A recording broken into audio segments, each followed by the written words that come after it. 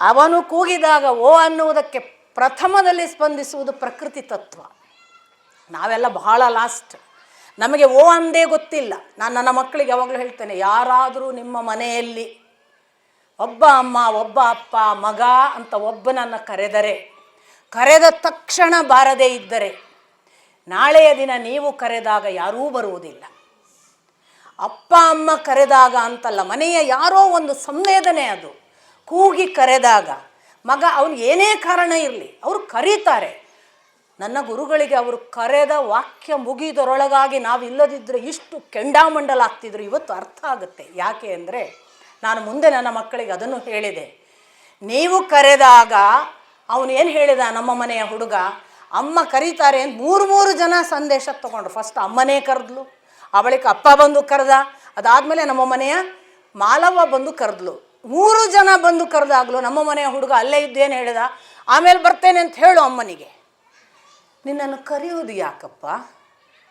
ಕರೆಯುವುದರ ಅರ್ಥ ಏನು? ಆಮೇಲೆ ಬರುವುದಾದ್ರೆ ಅಮ್ಮ ಆಮೇಲೆ ಕರೀತಿದ್ಲಲ್ಲ, ಏನು ಅವಸರ ಇದೆ ಅಂತ ಅರ್ಥ. ಇಷ್ಟು ಸ್ಪಂದನ ನಾವು ಕಳ್ಕೊಂಡ್ರೆ ನಾವೇನು ಉದ್ಧಾರ ಆಗ್ತೀವಿ? ನಾನು ಆ ಹುಡುಗನಿಗೆ ಹೇಳಿದೆ, ಇವತ್ತು ನೀನು ಅಮ್ಮನಿಗೆ ಆಮೇಲೆ ಬರ್ತೇನೆ ಅಂದು, ನಾಳೆ ದಿನ ನೀನು ಕರೆಯುವಾಗ ಯಾರೂ ಬರೋದಿಲ್ಲ. ಭಗವಂತ ಒಂದು ವೇಳೆ ಕನೆಕ್ಟ್ ಆದರೆ ಆಮೇಲೆ ಬರ್ತೇನೆ ಅಂತಾನಯ್ಯ, ನೆನಪಿಟ್ಟುಕೊ. ನಾನು ಪ್ರತಿಯೊಬ್ಬರಿಗೂ ಒಂದು ಫೋನ್ ಕರೆಗೂ ನಾನು ಇದೇ ಮಾತು ಹೇಳೋದುಂಟು. ಫೋನ್ ಕರೆಯುವುದಂದರೆ ಯಾವುದೋ ಕೆಟ್ಟ ಕೆಲಸಕ್ಕೆ ನಮ್ಮಂಥವರಂತೂ ಫೋನ್ ಮಾಡಲ್ಲ. ವಾಪಸ್ಸು ಮಾಡದೇ ಇರುವ ಕೆಲವು ದಡ್ಡತನವೋ ಜಡತ್ವವೋ ಇದೆಲ್ಲ ನೋಡುವಾಗ ಪ್ರಕೃತಿಗೆ ನೋಡಿ ಎಂಥ ಕೂಗಿಗೆ ಎಷ್ಟು ಬೇಗ ಸ್ಪಂದಿಸ್ತದೆ. ಆದ್ದರಿಂದ ಅದಕ್ಕೆ ನಾಳೆ ಭೂಕಂಪ ಆಗ್ತದೆ ಅಂದರೆ ಇವತ್ತು ಗೊತ್ತು, ನಾಳೆ ಯಾವುದು ಅನಾಹುತ ಆಗ್ತಂದ್ರೆ ಅದು ಇವತ್ತೇ ಚಡಪಡಿಸಿ ತನ್ನ ವ್ಯವಸ್ಥೆಗಳಿಗೆ ಓಡಾಡುತ್ತೆ. ಮರ ಮಾತ್ರ ನಿತ್ಯ ತಪಸ್ವಿ. ಮರಕ್ಕೆ ಶ್ರೀಮದ್ ಭಾಗವತ ಹೇಳುತ್ತೆ, ವೇದವ್ಯಾಸರು ಹೇಳ್ತಾರೆ, ಮುಂದಿನ ಜನ್ಮದಲ್ಲಿ ಅದು ಮನುಷ್ಯ ಅಂತ. ನಿತ್ತು ತಪಸ್ವಿ ನೋಡಿ, ಬಂದದ್ದೆಲ್ಲವನ್ನೂ ನಿತ್ತು ಸಹಿಸಬೇಕು.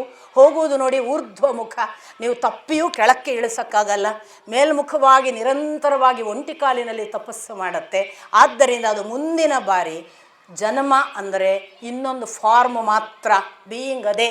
ಈ ಗಿಡದಲ್ಲಿರುವ ಬೀಯಿಂಗ್ ಮತ್ತೆ ಬಂದು ಆ ಇನ್ನೊಂದು ಮನುಷ್ಯನ ಬಾಡಿ ತಗೊಳ್ತದೆ ಅನ್ನುವಾಗ ಅವರು ಕೊಡುವ ಆ ಒಂದು ಕಾನ್ಸೆಪ್ಟ್ ಇದೆಯಲ್ಲ, ಇವುಗಳನ್ನೆಲ್ಲ ಮನಸ್ಸಿನಲ್ಲಿ ಇಟ್ಟುಕೊಂಡು ನೋಡಿದಾಗ ನನಗೆ ಪರಾಶರರು ಆ ಅಗ್ನಿಯನ್ನು ಅಲ್ಲೆಲ್ಲೋ ಹಿಮವತ್ ಪರ್ವತದ ಆಚೆಗೆ ಹಾಕಿ ಪರ್ವಕಾಲದಲ್ಲಿ ಕಾಡ್ಗಿಚ್ಚು ಉಂಟಾಗ್ತದೆ ಅನ್ನುವಾಗ ಪ್ರಕೃತಿ ತತ್ವದ ಜೊತೆಗೆ ಭಗವಂತನ ಒಂದು ಮಹಾ ಸಂವಹನ ಮತ್ತು ಅದರ ಮೂಲಕ ನಮಗೊಂದು ಪಾಠ, ಇವೆಲ್ಲವನ್ನು ಅವರು ಹೇಳ್ತಾರೆ ಅಂತ ನಾನು ಭಾವಿಸ್ತೇನೆ.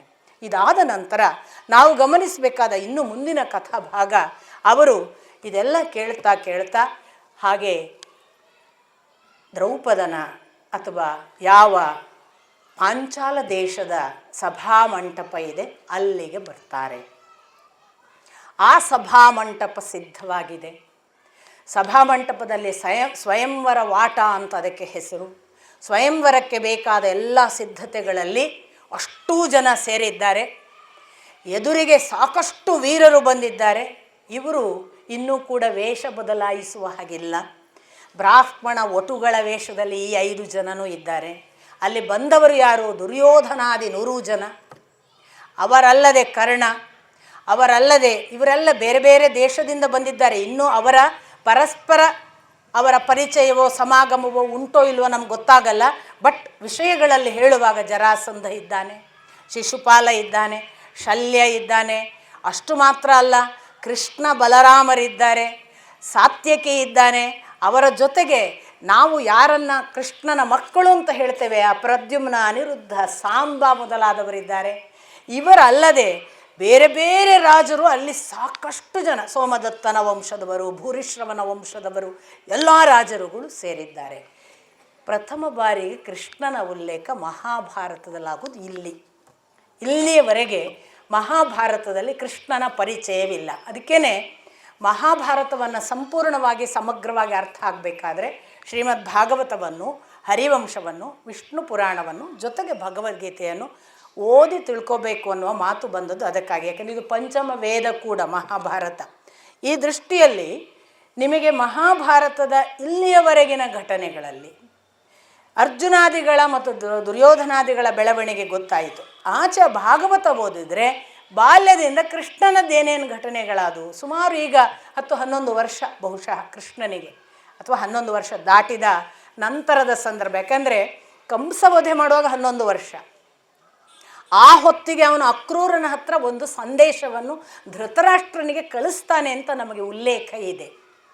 ಏನು ಉಲ್ಲೇಖ ಅದರಲ್ಲಿ ನೋಡು, ಪಾಂಡವರು ಕೂಡ ನಿನ್ನ ಅನುಜ ಪುತ್ರರು, ಅವರನ್ನು ಸರಿಯಾಗಿ ನೋಡಿಕೊಳ್ಳುವುದು ನಿನಗೇ ಒಳಿತು ಅಂತ ಒಂದು ಸಣ್ಣ ಹುಡುಗ ನೋಡಿ ಆವಾಗ ಕೃಷ್ಣ ಅಷ್ಟು ಸಂದೇಶ ಕಳಿಸಿಬಿಟ್ಟಿರ್ತಾನೆ. ಅದು ಹೇಗೋ ಅವನಿಗೆ ಸುದ್ದಿ ಗೊತ್ತಾಗಿದೆ ಅಂತ ಅನ್ನಿಸುತ್ತೆ. ಹೇಗೆ ಗೊತ್ತಾಯಿತು ಅಂತ ನಮಗೆ ಎಲ್ಲೂ ಉಲ್ಲೇಖಗಳು ಸಿಕ್ಕೋದಿಲ್ಲ. ಆದರೆ ಈ ಯಾದವ ವಂಶೀಯರು ಅವರ ಕಡೆಗೆ ಕುಂತಿ ವಸುದೇವನ ಅಕ್ಕ ಸಹೋದರಿ ಆದದ್ದರಿಂದ ಅವನಿಗೆ ಮತ್ತು ಇವಳ ಒಂದು ಆ ಎಳೆ ಇದ್ದದ್ರಿಂದ ಬಹುಶಃ ಅವರ ಬಗ್ಗೆ ತಿಳ್ಕೊಳ್ತಿದ್ರೇನೋ ಅಂತ ಭಾವಿಸಬೇಕು. ಯಾರಿಂದ ಅವನಿಗೆಲ್ಲ ಸುದ್ದಿ ಬಂತು ಅಂತ ಗೊತ್ತಾಗಲ್ಲ, ಬಟ್ ಇಷ್ಟಂತೂ ಗೊತ್ತಾಗುತ್ತೆ, ಅವನು ಕಣ್ಣಿಟ್ಟಿದ್ದ ಕೃಷ್ಣನಿಗೆ ಒಂದು ನಿರಂತರವಾದ ರಕ್ಷಣೆಯ ಜವಾಬ್ದಾರಿಯನ್ನು ಅವನು ತಾನಾಗಿ ಅವರ ಬಗ್ಗೆ ಕೊಟ್ಕೊಂಡು ಬಂದಿದ್ದ ಅಂತ ಅನಿಸುತ್ತೆ. ಬಟ್ ನಮಗೆಲ್ಲೂ ಕೂಡ ಅವರು ಪರಸ್ಪರ ಇಂಟರ್ಯಾಕ್ಷನ್, ಪರಸ್ಪರ ಒಬ್ರನ್ನೊಬ್ರು ಮೀಟ್ ಆದದ್ದು ನಮಗೆ ಬರೋದಿಲ್ಲ. ಆಮೇಲೆ ಇವರು ಇಷ್ಟು ಇಲ್ಲಿಂದ ಹೇಳಿ ಕಳಿಸಿದ್ದು ಒಂದು ಸೂಚನೆ ಬಿಟ್ಟರೆ, ಎರಡನೇ ಬಾರಿ ಅವನು ಕೃಷ್ಣನೇ ನೇರವಾಗಿ ಪಾಂಡವಾದಿಗಳಿಗೆ ಮುಖಾಮುಖಿ ಆಗುವುದು ಈ ಸಭಾಭವನದಲ್ಲಿ. ಕೃಷ್ಣ ಸಭಾಭವನದಲ್ಲಿ ಕೂತಿರ್ತಾನೆ. ಒಂದು ದೊಡ್ಡ ಚಕ್ರ ಆಕಾಶದಲ್ಲಿ ತಿರುಗ್ತಿದೆ. ಅದರ ಮೇಲೆ ಲಕ್ಷ್ಯಕ್ಕೆ ಇಟ್ಟಂತಹ ಒಂದು ಮೀನು ಇದೆ. ಈ ಚಕ್ರ ತಿರುಗ್ತಾ ಇರುವಾಗ ಆ ಲಕ್ಷ್ಯವನ್ನು ಭೇದಿಸಬೇಕು. ಕೆಳಗೆ ನಮ್ಮದೇ ಬಿಲ್ಲು ಬಾಣ, ಅವನಿಟ್ಟ ಬಿಲ್ಲು ಇದೆ, ಆ ಬಾಣ ಇದೆ. ಅವನಿಟ್ಟ ಬಿಲ್ಲಿಗೆ ಅವರು ಹೆದೆಯೇರಿಸಿ ಧನುಸ್ಸಿನಿಂದ ಹೊಡೆಯಬೇಕು. ಬಹಳ ಇಂಟ್ರೆಸ್ಟಿಂಗ್. ಯಾಕೆ ಅಂದರೆ ನಮ್ಮಲ್ಲೊಂದು ಮಾತಿದೆಯಲ್ಲ, ನಮ್ಮದೇ ಬಿಲ್ಲಾದರೆ ನಾವು ಬಹಳ ಅದರಲ್ಲಿ ನಿಪುಣರಿರ್ತೇವೆ. ನಮ್ಗೆ ಗೊತ್ತಿರುತ್ತೆ ನಮ್ಮ ಯಂತ್ರಗಳನ್ನು, ನಮ್ಮ ಸಾಧನಗಳನ್ನು ಉಪಯೋಗಿಸೋದ್ರಲ್ಲಿ ನಾವು ಬಹಳ ಶಾಣ್ಯರಿರ್ತೇವೆ. ಆದರೆ ನಿಮ್ಮ ಶಾಣ್ಯತನ ಬೇಡ, ನಮ್ಮ ಆಯುಧ ಇದೆ, ಅದರಲ್ಲಿ ಮಾಡಿ. ಒಂದು. ಎರಡನೇದು, ಇವರು ಇಡುವ ಬಿಲ್ಲಿಗೆ ಹೆದೆಯೇರಿಸುವುದೇ ಒಂದು ಶೌರ್ಯ ಪರಾಕ್ರಮದ ಪರೀಕ್ಷೆ. ಅಂತಿಂಥ ಬಿಲ್ ಇಡ್ತಿರಲಿಲ್ಲ. ಆ ಧನುಸ್ಸು ಅಂದರೆ, ಆ ಧನುಸ್ಸಿಗೆ ಹೆದೆಯೇರಿಸಿದಕ್ಕೆ ಆಗದೇನೆ ಎಷ್ಟೋ ಶೂರರು ಬಿದ್ದು ಹೋದ ವಿವರಣೆ ಬರುತ್ತೆ. ಇಂಥದೇ ಘಟನೆ ನಮಗೆ ಬರುವುದು ರಾಮ ಸೀತೆಯ ಸ್ವಯಂವರದಲ್ಲಿ. ರಾಮ ಕೂಡ ಶಿವಧನುಸ್ಸನ್ನು, ಎಂಥ ಶಿವಧನುಸ್ಸು ಅಂದರೆ ಅನೇಕ ಜನ ಯೋಧರು ಆ ಶಿವಧನುಸ್ಸು ತೆಗೆದುಕೊಂಡು ಬರಬೇಕಾದ್ರೆ ಅಷ್ಟು ಜನ ವೀರರು ಬೇಕಾಯ್ತಂತೆ. ತೊಗೊಂಡು ಬರಬೇಕಾದ್ರೆ ಅದು ಎಷ್ಟು ಭಾರ ಅಂತ ತಂದು ಸ್ಪರ್ಧೆಗೆ ಇಡಲಿಕ್ಕೆ ಎಷ್ಟೋ ಜನ ಭಟರು ಕೂಡಿ ತೆಗೆದುಕೊಂಡು ಬಂದಿಟ್ರು ಅಂತ ಇದೆ. ಅಂಥ ಶಿವಧನುಸ್ಸನ್ನು ಇವ ಹೆದೆಯೇರಿಸಿ ಆ ಬಳಿಕ ಹೊಡಿಬೇಕಿತ್ತು. ಇದು ಅಲ್ಲಿ ರಾಮನಿಗೆ ಪರೀಕ್ಷೆ. ಇಲ್ಲಿ ಯಾರು ದ್ರೌಪದಿಯನ್ನು ಗೆಲ್ತಾರೆ ಅವರಿಗೆ ಈ ಪರೀಕ್ಷೆ. ಯಾಕೆ ದೊಡ್ಡ ಪರೀಕ್ಷೆಗಳಲ್ಲಿ ಇವುಗಳನ್ನು ಇಟ್ಟರು? ನನಗೆ ಯಾವಾಗಲೂ ಅನಿಸೋದು, ನಮ್ಮ ಹುಡುಗಿಗೆ ಮುಂದೆ ಏನಾಗಲಿಕ್ಕುಂಟು ಅದರ ಮೇಲಿಂದ ನಾವು ಹುಡುಗನನ್ನು ಆಯ್ಕೆ ಮಾಡ್ತೇವೆ ಅಲ್ವಾ. ಈಗ ನಾವು ಒಳ್ಳೆಯ ಟ್ರಾವೆಲ್ಸ್ ನಡೆಸ್ತಿದ್ದೇವೆ ಅಂತ ಇಟ್ಕೊಳ್ಳೋಣ. ನಮ್ಮ ಸಿಕ್ಕಾಪಟ್ಟೆ ಗಾಡಿಗಳಿವೆ, ಟ್ರಾವೆಲ್ಸ್ ನಡೆಸ್ತೇವೆ. ನಮಗಿರುತ್ತೆ ನಮ್ಮ ಅಳಿಯ ಒಳ್ಳೆ ಡ್ರೈವರ್ಗೆ ಬರೋನಾಗಬೇಕು ಅಂತ. ನಾವು ಅವನು ಇನೋವಾ ಹೊಡಿತಾನ, ಮತ್ತೊಂದು ಹೊಡಿತಾನ, ಅವನನ್ನು ಪರೀಕ್ಷೆ ಮಾಡಿ ತಗೋತೀವಿ. ಅವನ ಕೆಪ್ಯಾಸಿಟಿ ನಮ್ಮ ಅವಶ್ಯಕತೆಗೆ ಅನುಗುಣವಾಗಿ ಮಾಡುವ ಪರೀಕ್ಷೆಯಾಗಿ ಇರುತ್ತೆ. ಅಥವಾ ನಾವು ಇನ್ಯಾವುದು ಅದಕ್ಕಿಂತ ಆಚೆನೆ, ನಾವು ಬಿಸ್ನೆಸ್ ಮೆನ್ಗಳಾದರೆ ಬಿಸ್ನೆಸ್ಸಿನಲ್ಲಿ ಅವನೆಷ್ಟು ದೊಡ್ಡವನು, ಅಥವಾ ಒಳ್ಳೆ ವಿದ್ಯಾವಂತಳು ನನ್ನ ಮಗಳಿದ್ರೆ ನಾನು ಅದಕ್ಕಿಂತ ಒಳ್ಳೆಯ ವಿದ್ಯಾವಂತ ಯಾರು, ಹೀಗೆ ನಾವು ನಮಗೆ ಸಮಾನರನ್ನು ಪರೀಕ್ಷೆಗೆ ನೋಡ್ತೇವೆ. ಇಲ್ಲಿ ನೋಡಿ, ಈ ಅಗ್ನಿಕನ್ಯೆಗೆ ಮುಂದೆ ಪಾಂಡವರನ್ನು ಇವಳು ಅರ್ಜುನನನ್ನು ಮದುವೆ ಆಗಬೇಕು ಅನ್ನುವುದು ಇವನ ಕನಸು. ಇವನು ತಾನೇ ಹಾಗೊಂದು ತಪಸ್ಸು ಮಾಡಿ ಹುಟ್ಟಿಸಿಕೊಂಡಿದ್ದಾನೆ ಅಥವಾ ಯಜ್ಞದಿಂದ ಪಡೆದಿದ್ದಾನೆ. ಅಂಥ ತಪಸ್ಸು ಇರುವವನಿಗೆ ಸಾಮಾನ್ಯ ಬಂದು ಬಿಲ್ಲೆ ಎಳೆದು ಹೊಡೆದು ಬಿಟ್ಟ ಅಂದರೆ, ಅರ್ಜುನನಂಥ ಮಹಾಪರಾಕ್ರಮಿ ಮಾತ್ರ ಹೊಡಿಲಿಕ್ಕೆ ಸಾಧ್ಯ ಆಗುವ ಧನುಸ್ಸು ಇಡಬೇಕು. ಇಲ್ಲಂದರೆ ಪುಗಸಟ್ಟೆ ವ್ಯಕ್ತಿ ಬಂದು ನನ್ನ ಮಗಳನ್ನು ಅಪಹರಿಸಿ ಬಿಟ್ಟರೆ, ಆ ಕಾರಣಕ್ಕಾಗಿ ಆ ಧನುಸ್ಸು ಅಂಥದ್ದು. ಇನ್ನು ಅಲ್ಲಿ ಸೀತೆ ಹುಟ್ಟಿದಾಗ ಒಂದು ಜಾತಕ ಹೇಳುವವರು ಹೇಳಿದರು ಅಂತ ಒಂದು ಉಲ್ಲೇಖ ಬರುತ್ತೆ. ಉಲ್ಲೇಖದಲ್ಲಿ ಏನಿರುತ್ತೆ ಅಂದರೆ ಇವಳಿಗೆ ವನವಾಸ ಇದೆ ಮದುವೆಯ ನಂತರ ಅಂತ. ಆದ್ದರಿಂದ ಅವನಿಗೆ ಗೊತ್ತಿತ್ತು, ಜನಕರಾಜನಿಗೆ, ನನ್ನ ಮಗಳಿಗೆ ಮುಂದೆ ಕಂಟಕ ಇದೆ, ಕಾಡು ಪ್ರಾಣಿಗಳ ಮುಂದೆಲ್ಲ ಬಹಳ ರಕ್ಷಣೆ ಕೊಡುವ ಗಂಡನೇ ಬೇಕು, ಸಾಮಾನ್ಯ ಗಂಡನಿಗೆ ಮದುವೆ ಮಾಡಿಕೊಟ್ರೆ ನನ್ನ ಮಗಳಿಗೆ ತೊಂದರೆಗಳು ವಿಘ್ನಗಳು ಬರಬಹುದು, ಆದ್ದರಿಂದ ಮಹಾಶೂರನನ್ನೇ ಮದುವೆ ಮಾಡಿಸ್ಕೊಡ್ಬೇಕು ಅನ್ನೋ ಕಾರಣಕ್ಕಾಗಿ ಅಲ್ಲಿ ಅಂಥದ್ದೊಂದು ಶಿವಧನುಸ್ಸನ್ನು ಇಟ್ಟ.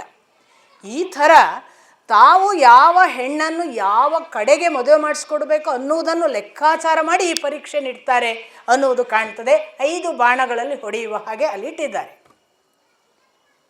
ಬಹಳ ಆಶ್ಚರ್ಯ ಅಂದರೆ ಕರ್ಣ ಹೆದೆ ಏರಿಸಿ ಬಿಲ್ಲು ಹೊಡೀತಾನೆ ಅನ್ನುವ ಹೊತ್ತಿಗೆ 2 ಪಾಠಗಳಿವೆ. ದಕ್ಷಿಣದ ಪಾಠ ಹೇಳುತ್ತೆ, ನಾನು ಸೂತನನ್ನು ಮದುವೆಯಾಗುವುದಿಲ್ಲ ಅಂತ ಅವಳು ಘೋಷಿಸಿದಳು ಅಂತ. ಪ್ರತಿಯೊಬ್ಬರು ಬರುವಾಗ ದೃಪದ ಇಂಥವರು ಇಂಥವರು ಅಂತ ಘೋಷಿಸ್ತಾನೆ, ಈಗ ಬಂದವರು ಇಂಥವರು, ಈಗ ಬಂದವರು ಇಂಥವರು ಅಂತ. ಇವಳು ಹೇಳ್ತಾಳೆ, ನಾನು ಸೂತನನ್ನು ವರಿಸುವುದಿಲ್ಲ ಅಂತ. ಈ ಪಾಠ ದಕ್ಷಿಣ ಭಾಗದ್ದು. ಉತ್ತರ ಭಾಗದ ಪಾಠದಲ್ಲಿ ಕರ್ಣ ಹೊಡೀತಾನೆ, ಬಿಲ್ಲು ಒಂದು ಸಣ್ಣ ವ್ಯತ್ಯಾಸದಲ್ಲಿ ಅವನು ಲಕ್ಷ್ಯ ಭೇದನ ಆಗದೆ ಸೋಲ್ತಾನೆ ಅಂತ ಉತ್ತರ ಭಾಗದ ಪಾಠ. ಸಾಮಾನ್ಯವಾಗಿ ಉತ್ತರ ಭಾರತೀಯರು ಭಕ್ತರು, ನಿಷ್ಠಾವಂತರು, ಅನಗತ್ಯ ತರ್ಕದವರಲ್ಲ, ಬುದ್ಧಿ ಚರ್ಚೆಗೆ ಹೋಗುವವರೆಲ್ಲ ದಕ್ಷಿಣದವರು. ಅನಗತ್ಯ ಚರ್ಚೆ ಮಾಡಿ ದೇವರಿಗಿಂತ ನಮ್ಮ ಬುದ್ಧಿಯೇ ದೊಡ್ಡದು ಅನ್ನುವ ಸಾಬೀತು ಮಾಡುವ ಹಠದವರು ದಕ್ಷಿಣ ಭಾಗ. ದಕ್ಷಿಣ ಭಾಗದ ಪಾಠದಲ್ಲಿ ಹಾಗೆ ಇದೆ. ಇರಲಿ, ಸೂತನಾದರೆ ಏನು ಮದುವೆ ಆಗಲಿಕ್ಕೆ? ಸೂತನಿದ್ರೆ ಏನಾಯ್ತಪ್ಪ, ಮದುವೆ ಆಗ್ಬೋದಿತ್ತಲ್ಲ ಅಂತ ಒಂದು ಪ್ರಶ್ನೆ ಕೇಳ್ಬೋದು. ಯೋಧನಿದ್ರೆ ಆಯಿತು. ಲಕ್ಷ್ಯ ಭೇದನಕ್ಕೆ ಇಂಥವರೇ ಬರಬೇಕು, ಇದೇ ಜಾತಿ ಅಂತ ಅಲ್ಲೇನೂ ಇರಲಿಲ್ಲ. ಹಾಗೆ ಅವಳು ಹೇಳುವ ಕಾರಣವೇ ಇದ್ದಿದ್ದಿಲ್ಲ. ಯಾಕೆಂದರೆ ಒಂದು ವೇಳೆ ಇದು ಕ್ಷತ್ರಿಯರಿಗೆ ಮಾತ್ರ ಅಂತಿದ್ರೆ ಕ್ಷತ್ರಿಯರಿಗೆ ಮಾತ್ರ ಅಂತ ಅವ್ರು ಹೇಳಬೇಕಿತ್ತು. ಅಲ್ಲಿ ಇರಲಿಲ್ಲ, ಘೋಷಣೆಯೇ ಇಲ್ಲ. ಹಾಗೊಂದು ವೇಳೆ ಘೋಷಣೆ ಇದ್ದಿದ್ರೆ ಇವರು ಬ್ರಾಹ್ಮಣ ಒಟ್ಟುಗಳು ಹೇಗೆ ಬರೋದು? ಅವರಿನ್ನೂ ತಾವು ಕ್ಷತ್ರಿಯರು ಅಂತ ಹೇಳಿರಲಿಲ್ಲ. ಅವರು ಬ್ರಾಹ್ಮಣರಾಗಿ ಬರುವಾಗ ಇಲ್ಲ ಬ್ರಾಹ್ಮಣರಿಗಿಲ್ಲ ಅಂತ ಹೇಳ್ಬೋದಿತ್ತಲ್ಲ ಅವಾಗ. ಹಾಗಿರಲಿಲ್ಲ, ಜಾತಿಯಿಂದ ಉಲ್ಲೇಖ ಇರಲಿಲ್ಲ. ಮತ್ತು ಅವಳು ಯಾಕೆ ಹೇಳಿದ್ಲು ಅಂತ ಅಪ್ಪನದೊಂದು ನಮ್ಮ ಅಪ್ಪ ಕೊಡುವ ವಿವರಣೆ. ಅವಳು ಹೇಳಿದ್ದು ಸೂತ ಅಂದರೆ ಅದು ಸೂತ ಅನ್ನುವ ಜಾತಿಯ ಉಲ್ಲೇಖ ಅಲ್ಲ. ಮತ್ತು ಅವಳ ಹೆಸರು ಸೀತೆ, ಅದು ಎಲ್ಲಿಂದ ಬಂತು, ಹೇಗೆ ಬಂತು? ಸೀರಜಾತ, ಸೀರಧ್ವಜನ ಮಗಳು ಅವಳು. ಸೀರಧ್ವಜನ ಮಗಳು ಸೀರಜಾತ, ಸೀರನಿಗೆ ಹುಟ್ಟಿದವಳು. ಸಂಸ್ಕೃತದಲ್ಲಿ ಒಂದು ವಿಶೇಷ ಪ್ರಯೋಗ ಇದೆ ಅಂತಾರೆ ನಮ್ಮ ಅಪ್ಪ.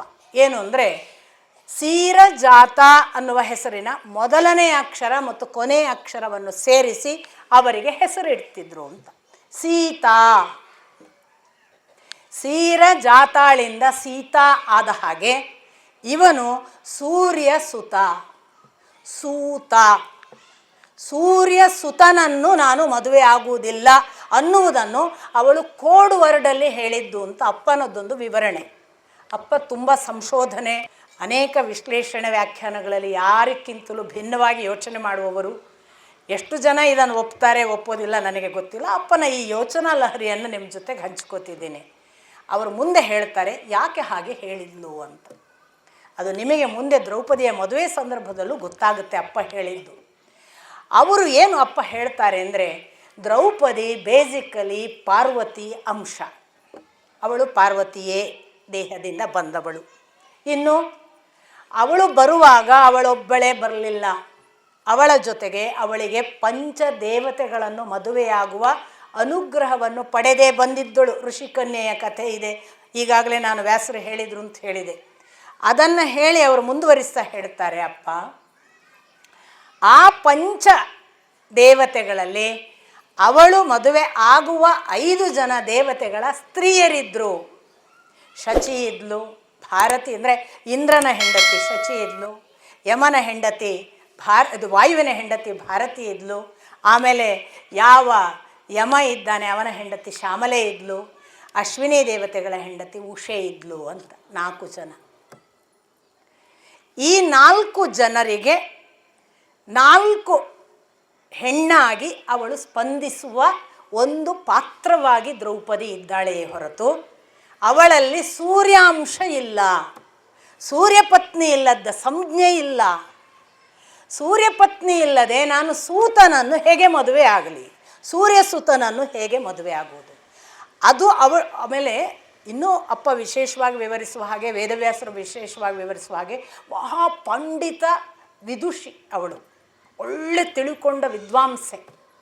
ಅವಳಿಗೆ ಇದು ಗೊತ್ತಿಲ್ಲ ಅಂತ ಇರಲಿಲ್ವಂತೆ. ಭಾಳ ಪಂಡಿತೆ, ವಿದುಷಿ. ಆ ಕಾಲಕ್ಕೆ ಸುಂದರ ಸ್ತ್ರೀ ಮಾತ್ರ ಅಲ್ಲ, ನೋಡೋದಕ್ಕೆ ಚಂದ ಇರ್ತಾರೆ, ಸುಮ್ಮನೆ ಮುಟ್ಲಿಕ್ಕೆ ಗೊಂಬೆ ಅಷ್ಟೇ, ಒಳಗೇನೂ ಇರೋದಿಲ್ಲ. ಇವಳು ಹಾಗಲ್ಲ. ಇವಳು ತನ್ನ ಇಂಟಲೆಕ್ಚುವಲ್ನಿಂದ, ತನ್ನ ಬುದ್ಧಿಮತ್ತೆಯಿಂದ, ತನ್ನ ಪಾಂಡಿತ್ಯದಿಂದ, ವೈದುಷ್ಯದಿಂದ ಬಹಳ ವಿಶೇಷ ಪ್ರಖರ ತೇಜಸ್ಸಿನವಳು ಅಂತ ಆ ಗುಣಗಳು ಇದ್ದದ್ದು ಅವಳಿಗೆ. ಅದೆಲ್ಲ ಗೊತ್ತಿತ್ತು, ಆದ್ದರಿಂದ ಅವಳ ಭಾಷೆ ಹಾಗೆ ವಿಶೇಷವಾಗಿತ್ತು ಅಂತ ಅಪ್ಪನದೊಂದು ವಿವರಣೆ. ಹೀಗಾಗಿ ಅವಳು ಸೂತನನ್ನು ಮದುವೆ ಆಗುವುದಿಲ್ಲ ಅಂತ ಜಾತಿ ಉಲ್ಲೇಖ ಅಲ್ಲ, ಅದು ಸೂರ್ಯಸೂತನನ್ನು ಮದುವೆ ಆಗುವುದಿಲ್ಲ, ಈ ಸೀರ ಜಾತೆ ಅಂತ. ಇದು ಒಂದು ವಿವರಣೆ. ಅದಲ್ಲ, ಸೂತ ಅಂತ ಅಲ್ಲಿ ಪುನಃ ಅವಮಾನ ಮಾಡಿದರು ಕರ್ಣನನ್ನು. ಮೊದಲೊಮ್ಮೆ ಅವಮಾನ ಮಾಡಿದ್ರು, ಮೊದಲು ಅವಮಾನ ಮಾಡಿದ್ದಿಲ್ಲ. ಮೊದಲು ಹೇಳಿದ್ದು ಕುಲಗೋತ್ರ ಹೇಳು ಅಂತ, ಅವನು ಹೇಳಲೇ ಇಲ್ಲ ಅಷ್ಟೇ, ಹೇಳೋದಕ್ಕೆ ಅವಕಾಶವನ್ನೇ ಕೊಡಲಿಲ್ಲ ದುರ್ಯೋಧನ. ಸೊ ಅಲ್ಲಿಯೂ ಅವಮಾನದ ಭಾಗವಾಗಿ ಎಲ್ಲೂ ಕಾಣಲ್ಲ ನಮಗೆ. ಅವಮಾನ ಆಯಿತು ಅಂತ ದುರ್ಯೋಧನ ಎಣಿಸೋದು ತಕ್ಷಣವೇ, ತಾನೇ ಮುಂದಾಗಿ ಬಾಯಿ ಹಾಕಿ ಅವನ ಕುಲ ಹೇಳದ ಹಾಗೆ ನೋಡಿಕೊಂಡದ್ದು ದುರ್ಯೋಧನವೇ ಹೊರತು, ಅಲ್ಲಿ ಕುಲ ಹೇಳು, ಕುಲಗೋತ್ರ ಹೇಳು ಅನ್ನೋದು ಎಲ್ಲ ಪಾರ್ಟಿಸಿಪೆಂಟ್ಸಿಗೂ ಇದ್ದಂತಹ ಕಾನೂನು. ಸೊ ಕರ್ಣನಿಗೆ 2 ಬಾರಿ ಅವಮಾನ ಆಯಿತು ಅನ್ನುವರೆಲ್ಲ ಈ ಥರದ ಒಂದು ದಕ್ಷಿಣ ಬುದ್ಧಿ. ಆ ಬಳಿಕ ಕರ್ಣನ ಮಾತ್ರ ಅಲ್ಲ, ಶಿಶುಪಾಲ ಹೆದೆ ಏರಿಸ್ಲಿಕ್ಕೆ ಹೋದವನು ಮಂಡಿ ಊರಿ ನೆಲಕ್ಕೆ ಬಿದ್ದು ಕುಸಿದನಂತೆ. ಆಮೇಲೆ ಕರ್ಣ ಸೋತ, ಶಿಶುಪಾಲ ಸೋತ, ಇನ್ನು ನಮ್ಮ ಕಥೆ ಏನು ಅನ್ನುವ ಹಾಗೆ ಎಲ್ಲ ಪರಾಕ್ರಮಿಗಳು ಸ್ವಲ್ಪವೇ ಹಿಂಸರಿಯುವಾಗ ಸ್ವಲ್ಪ ಧೈರ್ಯ ಮಾಡಿದವ ಜರಾಸಂಧ, ಅವನು ಕುಸಿದು ಬಿದ್ದ. ಎಷ್ಟು ಅವಮಾನ ಆಯಿತು ಜರಾಸಂಧನಿಗೆ ಅಂದರೆ ಅವನು ಆ ಸ್ವಯಂವರ ವಾಟದಿಂದಲೇ ಹೊರಗೆ ಹೋದ ಅಂತ ಹೇಳ್ತಾರೆ. ಇಷ್ಟು ಆಗುವ ವೇಳೆಗಾಗಲೇ ಆ ಸಭಾಭವನದ ಅಲ್ಲೆಲ್ಲೋ ಕೂತ ಕೃಷ್ಣ ಬಲರಾಮನ ಹತ್ರ ಮೆತ್ತಗೆ ಹೇಳ್ತಾನೆ, ಓ ಅಲ್ಲಿ 5 ಜನ ಬ್ರಾಹ್ಮಣ ವಟುಗಳು ಕೂತಿದ್ದಾರಲ್ಲ, ಅದರಲ್ಲಿ ಮುಂದೆ ಕೂತವನು ಯುಧಿಷ್ಠಿರ, ಹಿಂದೆ ಕೂತಿದ್ದಾರಲ್ಲ ಅವರೇ ಭೀಮ ಅರ್ಜುನರು ಅಂತ. ಬಲರಾಮ ಒಂದು ಸಣ್ಣ ನಗು ನಗ್ತಾನೆ. ಅವನೇನು ಅದು ಅಷ್ಟು ಖಚಿತವಾಗಿ ಅದನ್ನು ಆಕ್ಸೆಪ್ಟ್ ಮಾಡಿದ ಹಾಗೆ ಕಾಣೋದಿಲ್ಲ, ಸುಮ್ಮನೆ ನಗು ನಗ್ತಾನೆ. ಮತ್ತೆ ಪುನಃ ಲಕ್ಷ್ಯ ಭೇದನಕ್ಕೆ ಇಷ್ಟೂ ಜನ ಪರಾಕ್ರಮಿಗಳು ನಾನು ಬೇಡ ಅಂತ ಹಿಂದೆ ಸರಿದ್ರು. ದೊಡ್ಡ ದೊಡ್ಡ ವೀರರೆಲ್ಲ ಬಿದ್ದ ಮೇಲೆ ನಾವ್ಯಾಕೆ ಪರೀಕ್ಷೆಗೆ ಹೋಗೋಣ ಅಂತ ಕೆಲವರು ಪರೀಕ್ಷೆಗೆ ಹೋಗಲಿಲ್ಲ. ಇಷ್ಟು ಜನ ಬೀಳುವಾಗೆಲ್ಲ ಅಲ್ಲಿ ಸಭಾಭವನದಲ್ಲಿ ನಕ್ಕ ನಗು ಇದೆಯಲ್ಲ, ಅದು ಜೀವಮಾನಕ್ಕೆ ಸಾಕು ಅನ್ನೋ ಅವಮಾನವನ್ನೆಲ್ಲ ದೊಡ್ಡ ದೊಡ್ಡ ಯೋಧರು ಅನುಭವಿಸಿದರು. ಅಂಥ ಹೊತ್ತಿನಲ್ಲಿ ಈ ಕೂತ ಕ್ಷತ್ರಿಯ ರಾಜರಿಗೆಲ್ಲ ಏನು ಒಂದು ಒಳಗಿಂದ ಭರವಸೆ ಅಂದರೆ, ಎಲ್ಲರೂ ಸೋತ್ರೆ ಮತ್ತು ದ್ರೌಪದಿಯನ್ನು ಮದುವೆ ಆಗೋರು ಯಾರು? ಹಾಗಾಗಿ ಇನ್ನೊಂದು ಪರೀಕ್ಷೆ ಬೇರೆ ಇಡ್ತಾರೆ, ಇದಕ್ಕಿಂತ ಸರಳ ಪರೀಕ್ಷೆ ಇಡ್ತಾರೆ, ನಾವು ಅದನ್ನೇ ಅಟೆಂಡ್ ಮಾಡಿದರೆ ಆಯಿತು ಅಂತ ಒಳಗೊಳಗೆ ಒಂದು ಹೋಪ್. ಪರವಾಗಿಲ್ಲ, ಎಲ್ಲರೂ ಸೋತ್ರೆ ಮತ್ತೆ ಬೇಕೆಲ್ಲ ಹುಡುಗಿ ಒಂದು ಹುಡುಗ ಏನಾದ್ರು ಸೆಕೆಂಡ್ ಒಂದು ಚಾನ್ಸ್ ಸಿಗುತ್ತೆ, ನೋಡೋಣ ಕೂತ್ಕೊಳ್ಳೋಣ ಅಂತ ಕೂತಿದ್ದಾರೆ. ಅಷ್ಟರಲ್ಲಿ ಅರ್ಜುನ ಎದ್ದು ನಿಂತ.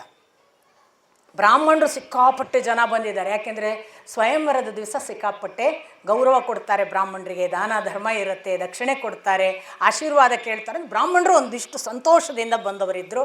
ಈ ಹುಡುಗ ಎದ್ಕೊಳ್ಳೆ ಬ್ರಾಹ್ಮಣರಿಗೆ ಇದೆಲ್ಲ ಯಾಕೆ ಅಂತ ಕೆಲವರು, ಯಾಕೆ ಬ್ರಾಹ್ಮಣರಾದರೆ ಏನಾಯಿತು, ಅವನ ನೋಡು, ಅವನ ತೋಳು ನೋಡು, ಅವನ ನಿತ್ರೆ, ಅವನ ಶರೀರ ನೋಡು, ಅವನ ಕಣ್ಣು, ಅವನ ತೇಜಸ್ಸು ನೋಡು, ಅವನು ನನಗೆ ಸಾಮಾನ್ಯ ಬ್ರಾಹ್ಮಣ ಕಾಣಿಸೋದಿಲ್ಲ ಅಂತ ಒಬ್ಬ ಅಂತಾನೆ. ಯಾಕಪ್ಪ, ಬ್ರಾಹ್ಮಣರಿಗೇನು ಯಾವುದೂ ಆಗ್ಬೋದು, ಅವರು ಪರಶುರಾಮ ಬ್ರಾಹ್ಮಣ ಅಲ್ವಾ, ಏನಾಗಿದ್ದಾವ, ಅವನೇನು ಸಾಮಾನ್ಯ ಯೋಧನಾಗಿದ್ನ, ಮಾಡಲಿ ನಮ್ಮದು ಒಂದು ಕೈ ನೋಡೋಣ ಬ್ರಾಹ್ಮಣರಲ್ಲಿ ಮಾತು. ಈ ಬ್ರಾಹ್ಮಣರಿಗೆ ತಮ್ಮ ಯಜ್ಞ ಯಾಜನ ಮಾಡೋದು ಬಿಟ್ಟು ಇಲ್ಲಿ ಯಾಕೆ ಕೆಲಸ ಅಂತ ಕ್ಷತ್ರಿಯರೆಲ್ಲ, ಇವರನ್ನು ಬಿಟ್ಟು ನಮ್ಮ ಮುಂದೆ ಅಸಹ್ಯ ಆಗುತ್ತೆ, ಇದು ಇವ್ರು ಗೆಲ್ಲಬಾರ್ದು, ಇವರನ್ನು ಬಿಡಬಾರ್ದು, ಬೇರೆ ಬೇರೆ ಮಾತುಗಳು ನಡೆಯುತ್ತಿದೆ. ಅರ್ಜುನ ತಾನು ಬಹಳ ಸರಳವಾಗಿ ಹೆದೆ ಏರಿಸಿ ಆ ಬಿಲ್ಲನ್ನು ನೆಟ್ಟ ನೋಟದಿಂದ ಲಕ್ಷ್ಯದ ಕಡೆಗೆ ನೋಡಿ, ತಿರುಗ್ತಾ ಇರುವ ಚಕ್ರದ ಮಧ್ಯೆ ಲಕ್ಷ್ಯ ಭೇದನ ಮಾಡಿ ತನ್ನ ಕೆಲಸ ಮುಗಿಸಿದಾಗ ಇಡೀ ಸ್ವಯಂವರದ ಆ ಅಂಗಣ ಒಂದು ದೊಡ್ಡ ಘನ ಮೌನಕ್ಕೆ ಹೋದ ಹಾಗೆ ಗಾಬರಿಯಲ್ಲಿ ವಿಸ್ಮಿತವಾಯಿತಂತೆ. ಎಲ್ಲ ಬ್ರಾಹ್ಮಣರು ಒಂದು ಕಡೆಯಿಂದ ಹಾಗೆ ನೋಡಿ ಹೇಗಿದೆ ನಮ್ಮ ಪರಾಕ್ರಮ ಅಂತ ಒಂದು ಕಡೆಯಿಂದ, ಇತ್ತ ಕೃಷ್ಣ ಬಲರಾಮನಿಗೆ ಹೇಳ್ತಾನೆ, ಈಗ ಆ ಬಾಣ ಹೊಡೆಯುತ್ತಿದ್ದಾನಲ್ಲ ಅವನು ಅರ್ಜುನ, ಪುನಃ ಕನ್ಫರ್ಮ್ ಮಾಡ್ತಾನೆ, ಈಗ ನಿನಗೆ ಕಾಣಿಸುವವನು ಅರ್ಜುನ ಅಂದ ತಕ್ಷಣ ಇವ ಬಲರಾಮ ಅನುಮಾನದಿಂದ ನೋಡಿದ ಅಂತ ಕಾಣ್ತದೆ. ನಾನು ವಾಸುದೇವ, ನೀನು ಬಲರಾಮ ಎನ್ನುವುದು ಎಷ್ಟು ಸತ್ಯವೋ ಅಷ್ಟೇ ಅರ್ಜುನ ಅನ್ನುವುದು ಸತ್ಯ, ಪಾಂಡವರ ಮಗ ಅರ್ಜುನ ಅನ್ನುವುದು ಸತ್ಯ ಅಂತ ಮತ್ತೆ ಅಲ್ಲಿ ಕೂತು ಖಚಿತ ಮಾಡ್ತಾನೆ. ನನಗೆ ಒಂದು ನನ್ನಷ್ಟಕ್ಕೆ ಓದುವಾಗ ಅನ್ನಿಸಿದ್ದು, ಕೃಷ್ಣನಿಗೆ ಅಲ್ಲೇನು ಕೆಲಸ? ಕೃಷ್ಣ ಯಾಕೆ ಹೋಗಿದ್ದ? ನಾನು ಓದುವಾಗ ಇಡೀ ಮಹಾಭಾರತದಲ್ಲಿ ಎಲ್ಲಿಯೂ ಎಂಟ್ರಿ ಮಾಡದ ಕೃಷ್ಣ, ಮಹಾಭಾರತ ಅಲ್ಲ ಭಾಗವತವನ್ನು ನೋಡಿದರೂ ಎಲ್ಲೂ ಕೂಡ ಪಾಂಡವಾದಿಗಳ ಜೊತೆಗೆ ನೇರ ಮುಖಾಮುಖಿಯೇ ಮಾಡಲಿಲ್ಲ. ಕೃಷ್ಣನ ಲೋಕವೇ ಬೇರೆ. ಅಲ್ಲಿ ಜರಾಸಂಧನ ಜೊತೆಗೆ ಅಲ್ಲಿ ಇದ್ದ ಬದ್ದ ಕಂಸನ ಉಪದ್ರವಗಳನ್ನು ನಿವಾರಿಸುವುದು, ಆ ತನ್ನ ತಂದೆಯನ್ನು ತಂದು ಮತ್ತೆ ಆ ಕಂಸನ ಕೆಳಗೆ ಹಾಕಿ ತನ್ನ ತಂದೆ ತಾಯಿಯನ್ನು ಭೇಟಿಯಾಗುವುದು, ಸಾಂದೀಪಿನಿ ಗುರುಗಳ ಹತ್ರ ಹೋಗೋದು, ಅವನ ಕೆಲಸವೇ ಬೇರೆ. ಅಲ್ಲಿ ಮಾಡಿದ ಅವನ ಬಾಲ್ಯದ ಚೇಷ್ಟೆಗಳು, ಗೋಪಿಕೆಯರ ಜೊತೆಗೆ ಗೋಪಾಲರ ಜೊತೆಗೆ ಯಾವುದರಲ್ಲೂ ಕೂಡ ಪಾಂಡವರ ಪ್ರವೇಶ ಇಲ್ಲ. ಪಾಂಡವರ ಜೊತೆಗೆ ಕೃಷ್ಣನ ಯೋಚನಾ ಕ್ರಮಗಳಿಲ್ಲ, ಪರಸ್ಪರ ಮುಖಾಮುಖಿ ಇಲ್ಲ. ಏಕಾಏಕಿ ಕೃಷ್ಣ ಯಾಕೆ ಇಲ್ಲಿಗೆ ಬಂದ? ಇದು ಪ್ರಶ್ನೆಯನ್ನು ಇಟ್ಟುಕೊಂಡು ಸ್ವಲ್ಪ ಭಗವದ್ಗೀತೆಯನ್ನೆಲ್ಲ ಓದಿದರೆ, ಇಡೀ ಮಹಾಭಾರತದ ಜೊತೆಗೆ ಭಾಗವತವನ್ನು ಓದಿದರೆ ಕೃಷ್ಣನಿಗೆ ಅರ್ಜುನನ ಮೇಲೆ ಒಂದು ಕಣ್ಣಿತ್ತು, ಗೊತ್ತಾಗುತ್ತೆ. ಆ ಕಣ್ಣು ಎಂಥದ್ದು ಅಂದರೆ, ನಾನು ಬಹಳ ದಿನಗಳಿಂದ ನನ್ನನ್ನು ತಿಳಿಯುವ, ನನ್ನನ್ನು ಅರ್ಥ ಮಾಡಿಕೊಂಡು ಬೆಳೆಯುವ ಒಬ್ಬ ಹುಡುಗನನ್ನು ಹುಡುಕ್ತಿದ್ದೇನೆ. ಆ ಹುಡುಗ ನನಗೆ ಇಂದಲ್ಲ ನಾಳೆ ಸಿಕ್ಕುತ್ತಾನೆ ಅಂತ ಕೆಲವು ಗುರುಗಳು ಕಾಯ್ತಾರಲ್ಲ. ರಾಮಕೃಷ್ಣ ಪರಮಹಂಸರು ವಿವೇಕಾನಂದರನ್ನು ಎಲ್ಲಿಯೋ ನೋಡಿ ಒಂದು ದಿನ ಕಣ್ಣಿಟ್ಟು ಕಾದರಲ್ಲ, ಅಥವಾ ಅನೇಕ ಈ ಥರ ದಾರಿ ನಡೆದವರು ತಮ್ಮ ಶಿಷ್ಯರನ್ನು ಆಯ್ಕೆ ಮಾಡುವುದಕ್ಕಾಗಿ ಒಳಗೇ ಒಂದು ಪ್ರಯತ್ನ ಮಾಡಿ ಆ ಋಷಿ ಸದೃಶವಾದ ತಪಸ್ಸಿನ ಭಾಗದ ಹಾಗೆ ಆ ಹುಡುಗ ಎಲ್ಲಿದ್ದಾನೋ ಅಲ್ಲೆಲ್ಲ ತಮ್ಮ ಕಣ್ಣಿಟ್ಟು ಒಂದು ದಿನ ಪಿಕ್ ಮಾಡ್ತಾರಲ್ಲ, ಹಾಗೆ ಕೃಷ್ಣ ಅರ್ಜುನನನ್ನು ಪಿಕ್ ಮಾಡಿದ್ದು ಈ ಸಭಾಭವನದಲ್ಲಿ ಅಂತ ನನ್ನ ಅನಿಸಿಕೆ. ಹೇಗೆ ಅಂದರೆ, ಕೆಲವು ಗುರುಗಳು ತನ್ನ ಶಿಷ್ಯ ಇವನು ಅಂತ ಆಯ್ಕೆ ಮಾಡಿದ ಮೇಲೆ ಆ ಆಯ್ಕೆಗೆ ಅನುಗುಣವಾಗಿ ತಮ್ಮ ಪ್ರಭಾವವನ್ನು ಬೇರೆ ಬೇರೆ ಸಂದರ್ಭಗಳಲ್ಲಿ ಅವರ ಕಷ್ಟ ಕೋಟಳೆಗಳು ಇರುವಾಗೆಲ್ಲ ತಾವು ಪ್ರಭಾವ ಬೀರಿ ನಿವಾರಿಸ್ತಾರೆ. ಕೃಷ್ಣನಿಗೆ ಗೊತ್ತಿತ್ತು, ಈಗ ದ್ರೌಪದಿಯನ್ನು ಅರ್ಜುನ ಗೆಲ್ಲದೇ ಇದ್ದರೆ ಇಡೀ ಮುಂದಿನ ಕಥೆ ನಡೆಯೋದಿಲ್ಲ ಅಂತ. ಕೃಷ್ಣನಿಗೆ ಗೊತ್ತಿತ್ತು ಅರ್ಜುನನಲ್ಲದೆ ಬೇರೆ ಯಾರೂ ಗೆಲ್ಲಬಾರದು ಅಂತ. ಮತ್ತು ಕೃಷ್ಣನಿಗೆ ಗೊತ್ತಿತ್ತು ಅರ್ಜುನ ಗೆಲ್ಲುವುದಕ್ಕೆ ನಾನು ನನ್ನ ದೃಷ್ಟಿಯಿಂದ ಅದು ಏನು ಶಕ್ತಿಯನ್ನು ದಾಟಿಸಬೇಕೋ ಅದನ್ನು ದಾಟಿಸಬೇಕು ಅಂತ. ಸ್ಪರ್ಶದಿಂದ, ದೃಷ್ಟಿಯಿಂದ, ವಾಕ್ಕಿನಿಂದ, ನಡೆನುಡಿಯಿಂದ ಗುರು ತನ್ನ ಶಕ್ತಿಯನ್ನು ದಾಟಿಸ್ತಾನೆ. ಶಿಷ್ಯಸ್ತೆ ಅಹಂ ಶಾಧಿಮಾಂ ಪ್ರಪನ್ನ ಅಂತ ಕೂಗಿಕೊಳ್ತಾನೆ. ಎಲ್ಲಿ? 11ನೇ ಅಧ್ಯಾಯದಲ್ಲಿ ವಿಶ್ವರೂಪ ದರ್ಶನದಲ್ಲಿ. ಅಲ್ಲಿವರೆಗೆ ಅರ್ಜುನನಿಗೆ ಗೊತ್ತಿಲ್ಲ ನಾನು ಶಿಷ್ಯ ಅಂತ, ಇವ ಗುರು ಅಂತ. ಏನೆಣಿಸಿದ್ದ? ಹೇ ಯಾದವ, ಹೇ ಕೃಷ್ಣ, ಹೇ ಸಖ ಅಂತ ಕೂಗಿದ್ದೀನಪ್ಪ ನಾನು ನಿನ್ನನ್ನು. ನೀನು ಗೆಳೆಯ, ನೀನು ನನ್ನ ಗೆಳೆಯ, ಅದರಿಂದ ಸಖ ಅಂತ ತಿಳಿದು ಮಿತ್ರ ಅಂತ ಕರೆದಿದ್ದೇನೆ. ಏ ಕೃಷ್ಣ ಅಂತ ಏಕವಚನದಲ್ಲಿ ಕರೆದಿದ್ದೀನೋಪ್ಪ. ಕೆಲವೊಮ್ಮೆ ಅಪಹಾಸ್ಯ ಮಾಡುತ್ತಾ, ಕೆಲವೊಮ್ಮೆ ನನಗೆ ಗೊತ್ತೇ ಇಲ್ಲದೆ ಪ್ರಮಾದವಶಾತ್, ಕೆಲವೊಮ್ಮೆ ಎಲ್ಲರ ಸಮ್ಮುಖದಲ್ಲಿ, ಕೆಲವೊಮ್ಮೆ ನೀನೊಬ್ಬನೇ ಇದ್ದಾಗ ಭೋಜನ ಸಮಯದಲ್ಲಿ, ಕೆಲವೊಮ್ಮೆ ವಿಹಾರ ಸಮಯದಲ್ಲಿ, ಕೆಲವೊಮ್ಮೆ ಶಯನೇಶು ಮಲಗುವ ಸಂದರ್ಭಗಳಲ್ಲೆಲ್ಲ ನಾನು ನಿನ್ನನ್ನು ತುಂಬ ತಮಾಷೆ ಮಾಡಿದ್ದೀನೋ ಕೃಷ್ಣ, ಕ್ಷಮ್ಯತಾಂ ದೇವ, ಕ್ಷಮ್ಯತಾಂ ಅಂತ ಅವಾಗ ಕೂಗಿಕೊಳ್ತಾನೆ. ಇಡೀ ನೀವು ಮಹಾಭಾರತದ ಯುದ್ಧ ಘಟನೆಯನ್ನು ಗಮನಿಸಿದರೆ, ಮಹಾಭಾರತದ ಪೂರ್ವದಲ್ಲಿ ವನವಾಸದಲ್ಲಿ ಇರುವಾಗೆಲ್ಲ ಕೃಷ್ಣ ಬಂದ ಸಂದರ್ಭಗಳನ್ನು ಮಹಾಭಾರತದಲ್ಲಿ ಮತ್ತು ಭಾಗವತದಲ್ಲಿ ಇರುವಂತಹ ವಿವರಣೆಗಳನ್ನು ನೋಡಿದರೆ, ಕೃಷ್ಣನಿಗೆ ಅರ್ಜುನ ಅವನ ಆಯ್ಕೆ. ಗುರುವು ಶಿಷ್ಯನನ್ನು ಆಯ್ಕೆ ಮಾಡ್ತಾನೆ, ಶಿಷ್ಯ ಎಂದು ಗುರುವನ್ನು ಆಯ್ಕೆ ಮಾಡಬಾರ್ದು ಅಂತ ನಾನು ಬಹಳ ಹೇಳ್ತೇನೆ. ಶಿಷ್ಯ ಆಯ್ಕೆ ಮಾಡಿದಾಗ ಜವಾಬ್ದಾರಿ ಹೆಚ್ಚು, ಬೀಳೋದು ಹೆಚ್ಚು, ಪೆಟ್ಟು ತಿನ್ನೋದು ಹೆಚ್ಚು. ಗುರುವೇ ಆಯ್ಕೆ ಮಾಡಿದರೆ ಯಾವ ಮಟ್ಟಕ್ಕೆ ಉದ್ಧರಿಸಬಹುದು ಅನ್ನೋದಕ್ಕೆ ಕೃಷ್ಣಾರ್ಜುನರ ಸಂಬಂಧ ಸಾಕ್ಷಿ. ಕೃಷ್ಣ ಆ ದಿವಸ ತಾನು ಅಲ್ಲಿ ಕೂತು ನೋಡಿ, ಒಂದು ವೇಳೆ ಅನೇಕರ ಹೆಸರು ಬರೆದಿದ್ದಾರೆ ವೇದವ್ಯಾಸರು, ಅಲ್ಲಿ ಇಂಥವರಿದ್ರು ಅಂಥವರಿದ್ರು, ಕೃಷ್ಣ ಬಲರಾಮರಿದ್ರು ಅಂತ ಬರೆದು ಮುಗಿಸ್ಬೋದಿತ್ತಲ್ಲ. ಎರಡೆರಡು ಬಾರಿ ಅಲ್ಲಿ ಕುಳಿತಿದ್ದಾರಲ್ಲ, ಅಲ್ಲಿ ಕುಳಿತವರಲ್ಲಿ ಮುಂದಿರುವವನು ಯುಧಿಷ್ಠಿರ, ಹಿಂದಿರುವವನು ಅರ್ಜುನ, ಭೀಮ, ನಕುಲ, ಸಹದೇವರು. ಒಂದು ಸಾರಿ ಹೇಳ್ತಾನೆ ಕೃಷ್ಣ,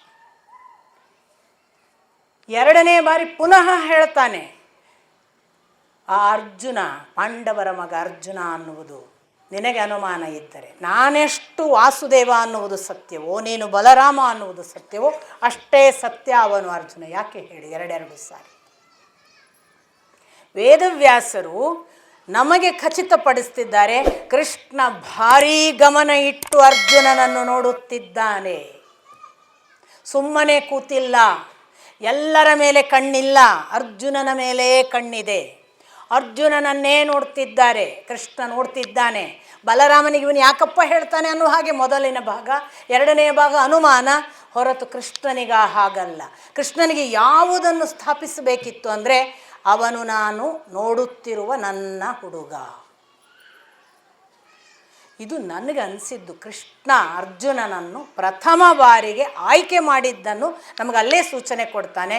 ಅದಾದ ನಂತರ ನಿಮಗೆ ಗೊತ್ತಿದೆ, ಈ ಬ್ರಾಹ್ಮಣ ಒಟುಗಳ ವಿರುದ್ಧ ದೃಪದ ಮತ್ತು ಆ ದೃಷ್ಟದ್ಯುಮ್ನನ ಮೇಲೆ ಸೇಡು ತೀರಿಸುವ ಹಾಗೆ ಅಲ್ಲಿರುವ ಎಲ್ಲ ಕ್ಷತ್ರಿಯರಿಗೆ ಪ್ರಚೋದನೆ ಆಗ್ತದೆ. ಯಾಕೆ? ಈ ಬ್ರಾಹ್ಮಣರ ಹತ್ರ ಏನು ಯುದ್ಧ ಮಾಡೋದು ಅಂತ. ಇವರು ಏನಾದರೂ ಮಾಡ್ಕೊಳ್ಳಿ, ಇವರನ್ನು ಬಿಟ್ಟಿದ್ದಾರಲ್ಲ ನಮ್ಮ ಮುಂದೆ, ನಾವು ಇವ್ರ ಜೊತೆ ಹೋರಾಟ ಮಾಡೋಣ ಅಂಥೇಳಿ ದೃಷ್ಟದ್ಯುಮ್ನ ಮತ್ತು ದೃಪದರನ್ನು ಟಾರ್ಗೆಟ್ ಮಾಡಿ ಯುದ್ಧಕ್ಕೆ ಸನ್ನದ್ಧರಾಗಿಲ್ಲ ಅವರು. ಪಾಪ ಸ್ವಯಂವರಕ್ಕೆ ಸನ್ನದ್ಧರಾಗಿ ಬಂದವರು ಏಕಾಏಕಿ ಅವರು ಈ ಪಾಂಡವರ ಸಹಾಯ ಕೇಳ್ತಾರೆ. ಯುದ್ಧ ಇನ್ನಿಲ್ಲದಂತೆ ನಡೀತದೆ ಅನ್ನುವ ಹಾಗೆ ಕರ್ಣನಿಗೆ ಮತ್ತು ಅರ್ಜುನನಿಗೆ ಮುಖಾಮುಖಿ ಆಗುತ್ತೆ, ಶಲ್ಯನಿಗೆ ಮತ್ತು ಭೀಮಸೇನನಿಗೆ ಮುಖಾಮುಖಿ ಆಗುತ್ತೆ. ಶಲ್ಯ ಆ ಕಾಲಕ್ಕೆ ಕೆಲವು ಹೆಸರುವಾಸಿ ಗದಾಯುದ್ಧದಲ್ಲಿ, ಒಬ್ಬನು ಶಲ್ಯ, ಇನ್ನೊಂದು ಭೀಮಸೇನ, ಮತ್ತೊಬ್ಬ ದುರ್ಯೋಧನ, ಬಿಟ್ಟರೆ ಬಲರಾಮ. 4 ಜನ ಗದಾಯುದ್ಧದಲ್ಲಿ 5ನೇ ಹೆಸರು ಇರಲಿಲ್ಲವಂತೆ. ಬಲರಾಮ ಅಲ್ಲಿ ಕೂತಿದ್ದಾನೆ, ಶಲ್ಯ ಎಲ್ಲಿದ್ದಾನೆ, ಇರುವವನು ಭೀಮಸೇನ ಇರಬೇಕು ಅನ್ನುವ ಹಾಗೆ ಅವರಿಗೊಂದು ಅನುಮಾನ ಬರುತ್ತೆ. ಅಂತೂ ಹೋರಾಟ ಎಷ್ಟು ಅಂತ ಅದು ಮುಟ್ಟುವ ಪರಾಕಾಷ್ಠೆ. ಈ ಕಡೆಯಿಂದ ಕರ್ಣನಿಗೆ ಈಕ್ವಲ್ ಆಗಿ ಹೋರಾಡಬಲ್ಲವರು ಒಂದೋ ಇಂದ್ರ, ಇಲ್ಲ ದ್ರೋಣ, ಬಿಟ್ಟರೆ ಅರ್ಜುನ. ಇಂದ್ರದ್ರೋಣರಲ್ಲ, ಇದು ಅರ್ಜುನ ಇರಬೇಕು ಅಂತ ಅನುಮಾನ ಬರುತ್ತೆ. ಬಟ್ ಅವರ ಬಟ್ಟೆ ಬರೆಯಲ್ಲಿ ಅವರು ಯಾರು ಅಂತ ಇವ್ರಿಗೆ ಗೊತ್ತಾಗ್ತಿಲ್ಲ. ಅಂತೂ ಕೇಳಿಯೂ ಬಿಡ್ತಾನೆ. ಅರ್ಜುನನ ಜೊತೆಗೆ ಯಾವ ಪರಿಯ ಹೋರಾಟ ಮಾಡ್ತಾನೆ ಅಂತಂದರೆ, ಕರ್ಣ ಕಡೆಗೆ ಕೇಳುತ್ತಾನೆ, ನೀನೇನು ಸಾಕ್ಷಾತ್ ಇಂದ್ರನೋ, ಪರಶುರಾಮನೇ ಮತ್ತೆ ರೂಪ ತಳೆದು ಬ್ರಾಹ್ಮಣ ರಿವೇಶದಲ್ಲಿ ಬಂದನು, ಅಥವಾ ವಿಷ್ಣುವು? ಇವರಲ್ಲದೆ ನನಗೆ ಯಾರು ಹೋರಾಟ ಮಾಡಲಿಕ್ಕೆ ಸಾಧ್ಯ ಇಲ್ಲ ನನ್ನ ಮುಂದೆ ಅಂತ ಅರ್ಜುನನ ಮುಂದೆ ಕೇಳುವ ಪ್ರಶ್ನೆ ಕರ್ಣ. ಪುನಃ ಅವನು ಹೇಳ್ತಾನೆ, ನಾಹಂ ಅಸ್ಮಿ ಇಂದ್ರ, ನಾನು ಇಂದ್ರನಲ್ಲ, ನೀನು ಹೇಳುವ ಪರಶುರಾಮ ನಾಹಮಸ್ಮಿ, ಅಲ್ಲ ನಾನಲ್ಲ. ಮತ್ತು ನಾನು ಬ್ರಾಹ್ಮಣ ಒಟ್ಟು, ನಾನು ಒಬ್ಬ ಸಾಮಾನ್ಯ ಬ್ರಾಹ್ಮಣ ಒಟ್ಟು. ಬಾ, ಮಾತು ಯಾಕೆ, ಯುದ್ಧ ಮಾಡೋಣ. ಇವನಿಗೆ ಗೊತ್ತಾಗುತ್ತೆ, ಇವನ ಮುಂದೆ ಈಗ ಗೆದ್ದು ಕೊಂದರೆ ಬ್ರಹ್ಮಹತ್ಯಾ ದೋಷ. ಬ್ರಾಹ್ಮಣರನ್ನು ಕ್ಷತ್ರಿಯರು ಹೊಡೆಯುವ ಹಾಗಿಲ್ಲ. ಕೊಂದರೆ ಬ್ರಹ್ಮಹತ್ಯಾ ದೋಷ, ಸೋತರೆ ಬ್ರಾಹ್ಮಣನಿಂದ ಸೋತ ಅನ್ನಿಸಿಕೊಳ್ಳಬೇಕಾಗತ್ತೆ. ಯುದ್ಧವೇ ಬೇಡ ಅಂತ ಕರ್ಣ ಹೊರಟು ಹೋಗ್ತಾನೆ. ಶಲ್ಯ ಭೀಮಸೇನರ ಹೋರಾಟ ಯಾವ ಮಟ್ಟಕ್ಕೆ ಹೋಯಿತು ಅಂದರೆ, ಭೀಮಸೇನ ಎತ್ತಿ ನೆಲಕ್ಕೆ ಒಗೆದು ಭಟರು ಬಂದು ಎಬ್ಬಿಸ್ಕೊಂಡು ಹೋಗ್ಬೇಕಾಯ್ತಂತೆ. ರೆಸ್ಲಿಂಗ್ ನೀವು ನೋಡ್ತೀರಲ್ಲ, ಒಂದು ಚಾನಲಲ್ಲಿ ಇದೆ ನೋಡಿ, ಅದರ ವಿವರಣೆಯನ್ನು ಇಲ್ಲಿ ನೋಡ್ಬೋದು ನೀವು. ಮುಸುಡಿಗೆ ಹೆಂಗೆ ಹೊಡೆದ, ತೋಳುಗಳನ್ನೆಲ್ಲ ಹೆಂಗೆ ಗಟ್ಟಿಸಿ ಅವುಗಳನ್ನೆಲ್ಲ ಪುಡಿ ಮಾಡಿದ, ಆಮೇಲೆ ಹಾಕಿ ನೆಲಕ್ಕೆ ಹಾಕಿ ಗದುಮಿದವ್ರು ಮತ್ತೆ ಹೆಂಗೆ ಎದ್ದು ಬರ್ತಿದ್ರು, ಎದ್ದು ಕೂಡಲೇ ಮತ್ತೆ ಹೆಂಗೆ ಹೊಡೀಲಾಗ್ತಿತ್ತು. ಸುಮ್ಮನೆ ಓದಿ, ತುಂಬ ಚೆನ್ನಾಗಿದೆ ವಿವರಣೆಗಳೆಲ್ಲ. ಲಾಸ್ಟಿಗೆ ಯಾವ ಪರಿ ಒದ್ದ ಅಂದರೆ, ಶಲ್ಯಂಗೆ ಹೇಳೋಕ್ಕಾಗಲ್ಲ, ರಾಜಭಟ್ರು ಸಹಾಯ ಮಾಡಿ ಎಬ್ಬಿಸ್ಕೊಂಡು ಹೋದ್ರು. ಅಲ್ಲಿಗೆ ವಾರ್ನಲ್ಲಿ ಯಾರು ಗೆದ್ದದ್ದು ಅಂತ ಡಿಕ್ಲೇರ್ ಆಗುವ ಹಾಗೆ ಇವರು ಗೆದ್ದರು ಅಂತ. ಇಷ್ಟಾಗುವಾಗ ಯುಧಿಷ್ಠಿರ, ನಕುಲ, ಸಹದೇವರು ಹೊರಟು ಹೋಗಿದ್ರು ಅಂತ ಬರೀತಾರೆ. ಅಲ್ಲಿರಲಿಲ್ಲ ಅಂತ, ಸ್ವಲ್ಪ ಆಚೆಗೆ ಹೋಗಿದ್ದು.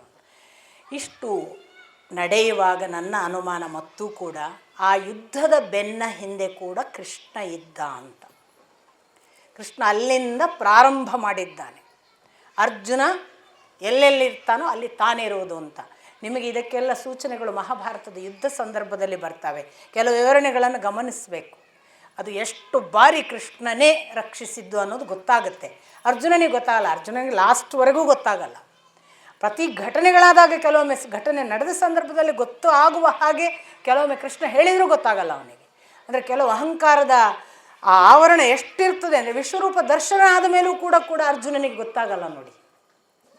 ಅದು ಕೆಲವೊಮ್ಮೆ ಭಗವಂತ ತನ್ನನ್ನು ತೋರಿಸಿ ಒಂದು ಮಾಯೆಯ ಮೋಹದ ಮುಸುಕು ಹಾಕಿ ಸ್ವಪ್ರಯತ್ನದಿಂದ ನೀನು ಮೇಲೆ ಬಾ, ನಾನು ತೋರಿಸಿದ್ದೇನೆ ಅಂದರೆ ಏನು, ನಿನಗೊಂದು ಚಾನ್ಸ್ ಇದೆ ಅಂತ, ಮಿಸ್ ಮಾಡಿದರೆ ನಿನ್ನ ಹಣೆ ಬರಹ.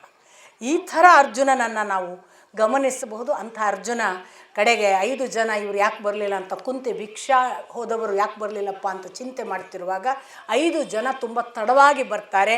ತಡವಾಗಿ ಬಂದಾಗ ಇವಳು ತಲೆಯಲ್ಲಿ ಏನಂದರೆ ಧೃತರಾಷ್ಟ್ರನ ಮೊದಲಾದವರು ಕೊಂದ್ರ ಏನ ನನ್ನ ಮಕ್ಕಳನ್ನು, ಇವರಿಗೆ ಗೊತ್ತಾಯ್ತೋ ಏನೋ ಪಾಂಡವರು ಅಂತ ಅನ್ನುವ ಎಲ್ಲ ವೇದನೆಯಲ್ಲಿರುವಾಗ ಇವರು ಬರ್ತಾರೆ. ಬಂದ ಕೂಡಲೇ ಅವರು ಇವಳ ಚಿಂತೆಯಲ್ಲಿ ಇವಳು ಕೂತಿದ್ದಾಳೆ. ಇವರು ಒಳಗೆ ಬಂದವರೇ, ನೋಡಮ್ಮ ಭಿಕ್ಷೆ ತಂದಿದ್ದೇವೆ. ಮೊದಲೇ ಚಿಂತೆಯಲ್ಲಿದ್ದಾಳೆ, ವೇದನೆ, ಯಾಕೆ ತಡ ಆಗಿದೆ, ಏನಾದರೂ ಆಗಿದೆ ಅನ್ನುವ ಆತಂಕದಲ್ಲಿದ್ದವಳು, ಆಯ್ತಪ್ಪ ಬಂದಿರಲ್ಲ, ತಂದಿದ್ದಿರಲ್ಲ, ಸರಿ ಪಾಲು ಮಾಡಿ ಹಂಚಿಕೊಳ್ಳಿ ಅನ್ನುವ ಮಾತನ್ನು ಆಡಿಬಿಟ್ಟು. ಮುಂದೆ ಗೊತ್ತಾಯಿತು ಅದು ದ್ರೌಪದಿ ಅನ್ನುವ ಸ್ವಯಂವರದಲ್ಲಿ ಗೆದ್ದು ಬಂದ ಹೆಣ್ಣು. ಈಗೇನು ಮಾಡೋದು ಅನ್ನುವ ಜಿಜ್ಞಾಸೆ, ಈಗ ಏನು ಮಾಡುವುದು ಅನ್ನುವ ಜಿಜ್ಞಾಸೆ ಆಗೋದ್ರೊಳಗಾಗಿ ಬಹಳ ಆಶ್ಚರ್ಯಕಾರಕ ಅನ್ನುವ ಹಾಗೆ ನೋಡಿ, ಕೃಷ್ಣ ಇವರು ಎಲ್ಲಿ ಹೋಗ್ತಾರೆ ಅಂತ ಬೆನ್ನು ಹತ್ತಿಕೊಂಡು ಅಲ್ಲಿಗೆ ಬರ್ತಾನೆ. ಅಲ್ಲಿಯವರೆಗೆ ಪಾಂಡವರಿಗೆ ಪರಿಚಯ ಇಲ್ಲ ಅಂತ ನಮಗೆ ಗೊತ್ತಾಗುತ್ತೆ. ಯಾಕೆಂದರೆ ಅಹಂ ಕೃಷ್ಣ ಅಸ್ಮಿ, ಕೃಷ್ಣಾಹಂ ಅಸ್ಮಿ ಅಂತ ಯುಧಿಷ್ಠಿರನಿಗೆ ನಮಸ್ಕಾರ ಮಾಡ್ತಾನೆ ಕೃಷ್ಣ. ಅಂದರೆ ಅಷ್ಟರವರೆಗೆ ಪರಿಚಯ ಮಾಡುವವರೆಗೂ ಗುರ್ತಿಲ್ಲ ಅಂತಾಯಿತು. ಕೃಷ್ಣಾಹಂ ಅಸ್ಮಿ ಅಂತ ಪರಿಚಯ ಮಾಡಿ ನಮಸ್ಕರಿಸ್ತಾನೆ. ಅಪ್ಪನ ಪ್ರಕಾರ ಯುಧಿಷ್ಠಿರ, ಭೀಮ, ಅರ್ಜುನರ ಮಧ್ಯೆ ಕೃಷ್ಣನ ಜನನ. ಅಂದರೆ ಅಪ್ಪ ಹೇಳೋದು ಅರ್ಜುನನಿಗಿಂತ 6 ತಿಂಗಳು ಕೃಷ್ಣ ದೊಡ್ಡವ, ಭೀಮನಿಗಿಂತ 6 ತಿಂಗಳು ಚಿಕ್ಕವ. ಹಾಗಾಗಿ ಅವನು ಭೀಮನಿಗೆ 6 ತಿಂಗಳು ಅಂದ್ಕೊಳ್ಳೆ ಸಮಾನನ ಹಾಗೆ ಯುಧಿಷ್ಠಿರನಿಗೆ ನಮಸ್ಕರಿಸಿದ. ಕುಂತಿಗೆ ನಮಸ್ಕರಿಸ್ತಾನೆ, ನಾನು ಕೃಷ್ಣ ಅಂತ. ಪರಸ್ಪರ ಪರಿಚಯ. ಆಶ್ಚರ್ಯ ಅಂದರೆ ವೇದವ್ಯಾಸರು 2ನೇ ಮಾತನ್ನೇ ಬರೆಯದ ಹಾಗೆ ತಕ್ಷಣ ಇವರು ಕೇಳ್ತಾರೆ, ನಿನಗೆ ನಾವಿಲ್ಲಿದ್ದೇವೆ ಅಂತ ಹೇಗೆ ಗೊತ್ತಾಯಿತು ಅಂತ. ಇವರ ಮುಖ್ಯ ಪ್ರಶ್ನೆ. ಯಾಕೆಂದರೆ ಧೃತರಾಷ್ಟ್ರನಿಗೂ ಹೀಗೆ ಗೊತ್ತಾಗಿಬಿಟ್ರೆ ಕೃಷ್ಣನಿಗೆ ಗೊತ್ತಾಗಿದೆ ಅಂದಾಗ ಒಂದು ಆತಂಕದಲ್ಲಿ ಕೇಳ್ತಾರೆ, ನಿನಗೆ ಹೇಗೆ ಗೊತ್ತಾಯಿತು ನಾವಿಲ್ಲಿರೋದು? ಬೆಂಕಿ ಎಷ್ಟು ಮುಚ್ಚಿಟ್ಟರೂ ಅದರ ದಾಹದಿಂದಲೇ ಅದು ಎಲ್ಲಿದೆ ಅಂತ ಹೇಳುತ್ತೆ. ನೀವು ನನಗೆ ಗೊತ್ತಾಗಿದ್ದೀರಿ, ತೊಂದರೆ ಇಲ್ಲ ಅಂತ ಹೇಳಿ ನಾನು ನಿಮ್ಮ ಜೊತೆಗಿದ್ದೇನೆ. ಇಷ್ಟೇ ಮಾತು. ಅಲ್ಲಿಗೆ ಮುಗೀತು. ಕೃಷ್ಣ ಹೊರಟು ಹೋದ ಅಂತ ಬರೀತಾರೆ ವೇದವ್ಯಾಸರು. ನೋಡಿ, ಬಹಳ ದೊಡ್ಡವರೆಲ್ಲ ಮಿಂಚಿನ ಹಾಗೆ ಬರ್ತಾರೆ ಹೋಗ್ತಾರೆ, ಹೆಚ್ಚು ಹೊತ್ತು ಇರೋದಿಲ್ಲ. ಬಹಳ ಹೊತ್ತಿರೋರು ಹೆಚ್ಚು ಸಮಯ ನಮ್ಮ ಜೊತೆ ಉಳಿಯೋದು ಇಲ್ಲ. ದೊಡ್ಡವರು ಮಿಂಚಿನ ಹಾಗೆ ಬಂದು ಹೋದದ್ದು ಅರ್ಥ ಆಗದಿದ್ದರೆ ನಾವು ಮಿಸ್ ಮಾಡ್ಕೊತೇವೆ. ಆದರೆ ಅವರು ಯಾವತ್ತೂ ಕೂಡ ಮಿಂಚಿನ ಹಾಗೆ ಬರೋದು ಹೋಗೋದು, ಅವ್ರಿಗೆ ಏನು ಕೆಲಸನ ಅಷ್ಟು ಮಾಡಿ ಹೋಗ್ತಾರೆ. ಇದನ್ನು ಅರ್ಥ ಮಾಡಿಕೊಂಡ್ರೆ ಉಂಟು, ಇಲ್ಲದ್ರೆ ಇಲ್ಲ. ವೇದವ್ಯಾಸರು ಅಂಥ ಸೂಚನೆ ಕೊಟ್ಟ ಹಾಗೆ ನನಗೆ ಕಾಣಿಸ್ತದೆ. ಪಾಂಡವರಿಗೆ ಅದು ಗೊತ್ತಾದ ಹಾಗೆ ಎಲ್ಲೂ ವಿವರಣೆಗಳು ಬರಲ್ಲ. ಇವನು ಯಾಕೆ ಬಂದ ಹೋದ ಅಂತಲೂ ಒಂದು ಚರ್ಚೆನೂ ಮಾಡಲ್ಲ ಅವರು.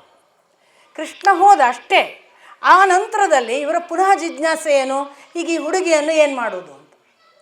ಇಷ್ಟರಲ್ಲಿ ಇದೇ ಥರ ಪ್ರಶ್ನೆ ಯಾರಿಗೆ ಅಂದರೆ ದ್ರುಪದನಿಗೆ. ಇವ್ರು ಯಾರು?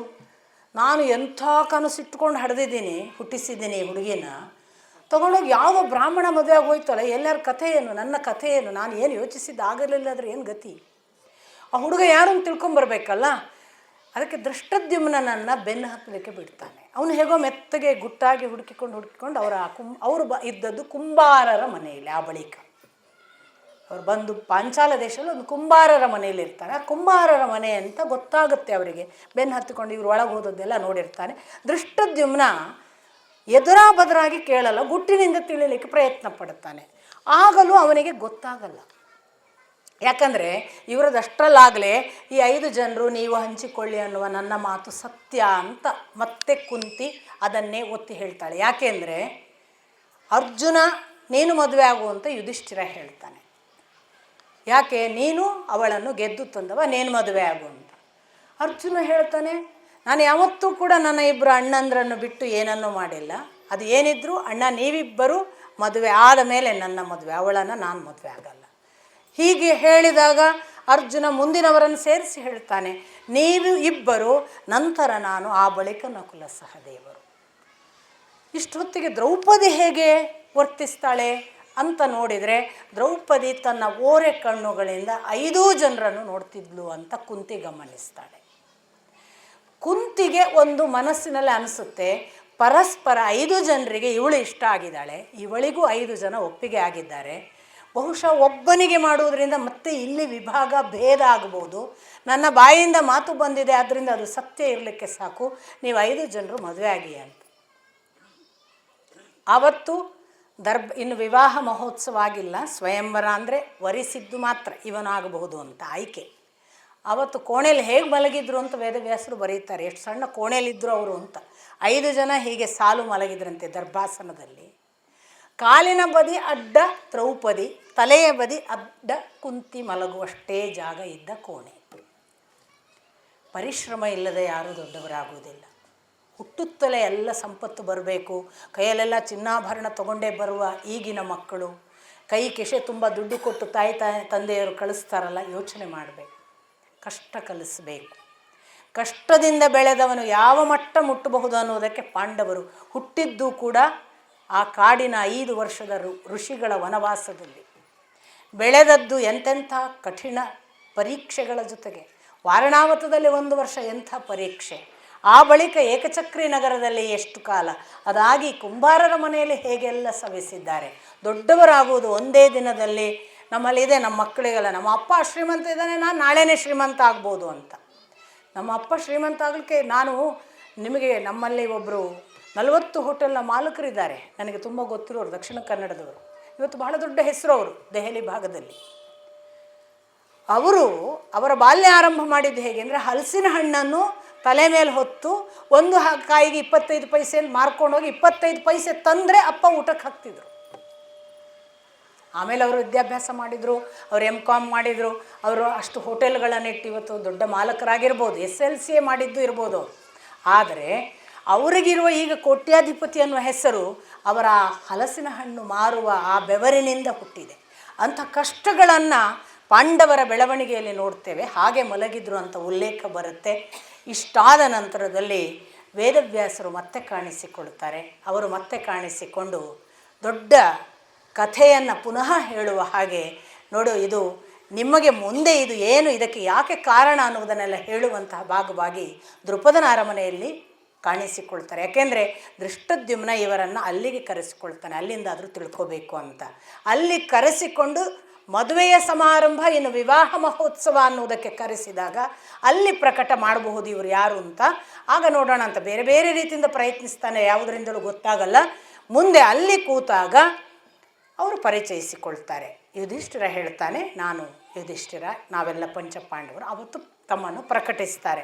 ಹಾಗೆ ಪ್ರಕಟಿಸಿದಾಗ ದೃಪದ ಹೇಳ್ತಾನೆ, ಓಹೋ, ಹಾಗಾದರೆ ನಾನು ಯಾರನ್ನು ಅಪೇಕ್ಷೆ ಪಟ್ಟಿದ್ದೆ ಅರ್ಜುನನಿಗೆ ಮದುವೆ ಮಾಡಿಸ್ಕೊಡ್ಬೇಕು ಅಂತ, ಅದು ಇವನೇ ಅಂತಾದರೆ ಸ್ವಯಂವರಕ್ಕೆ ನಾನು ಸಿದ್ಧ, ಅರ್ಜುನನಿಗೆ ಮದುವೆ ಮಾಡೋಣ. ಇಲ್ಲ, ಮಾತು ಹೀಗೆ ಬಂದಿದೆ ಅಮ್ಮನ ಬಾಯಿಂದ, ಆದ್ದರಿಂದ ನಾವು 5 ಜನ ಮದುವೆ ಆಗ್ತೇವೆ.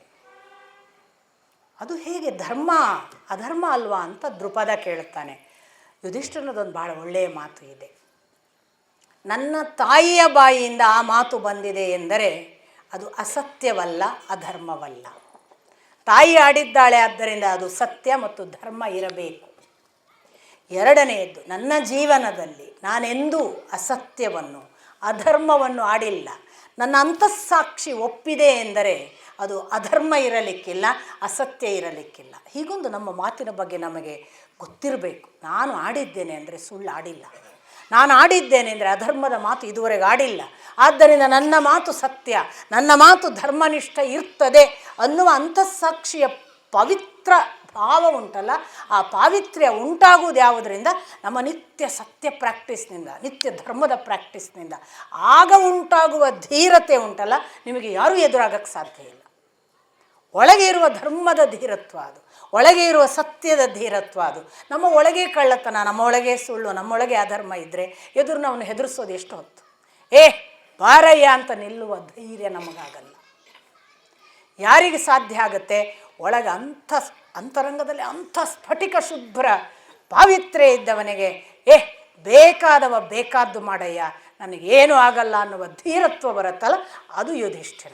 ಅವನು ಹೇಳಿದ, ನನ್ನ ಜೀವನದಲ್ಲಿ ಅಸತ್ಯ ಆಡಿಲ್ಲ, ನನ್ನ ಜೀವನದಲ್ಲಿ ಅಧರ್ಮ ಮಾತಾಡಿಲ್ಲ, ನನ್ನ ಬಾಯಿಯಿಂದ ಅದು ಆಗಬಹುದು ಅಂತ ಬಂದಿದೆ ಅಂದರೆ ಅದು ಧರ್ಮ ಇದೆ, ಅದು ಸತ್ಯ ಇದೆ. ನಾವು 5 ಜನ ಮದುವೆ ಆಗುವುದು ಧರ್ಮಬದ್ಧ ಅಂತ ನಾನು ಭಾವಿಸ್ತೇನೆ.